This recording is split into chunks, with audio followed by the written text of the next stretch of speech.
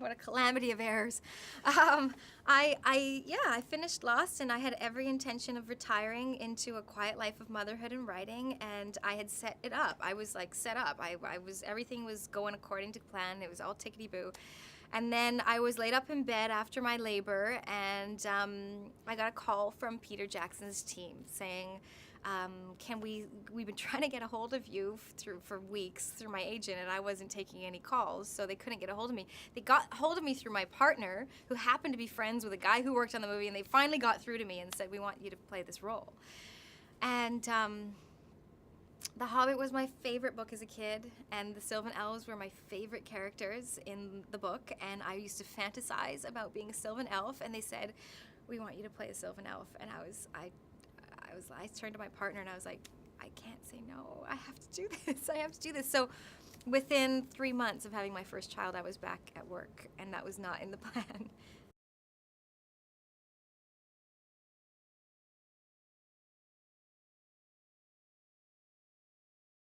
It sort of feels like this magical thing that happened, because also the sort of end result of this is that I had such a good time making this film. I had such a positive experience that it's kind of made me realize, oh, there could be a way that I could really love this job, and if I just, if I end up working with the right people on the right projects, it can be really rewarding. So it's really set me on a totally different course, and God bless Peter for that.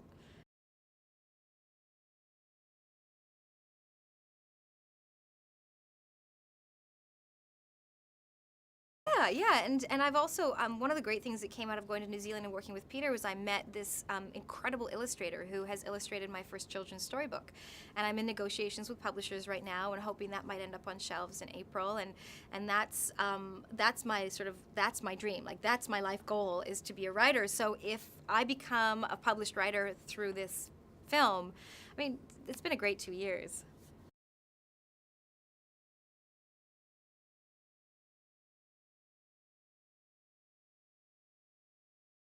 Yeah, that Tauriel's costume was one of the things we knew we had to accomplish. Was, of course, she had to be feminine, and she had to be elven, but she was she is the head of the Elven Guard. She's the head of the Sylvan Guard, and as a result, she also has to be prepared for battle at any moment. So we were bringing in elements of sort of military almost attire, and so she wears this. I keep forgetting what it's called, what they called it. There's like a specific name for it, but it's this leather breastplate essentially, and all of Tauriel's clothing is made out of either leather or suede, so it's very durable and very strong and protective.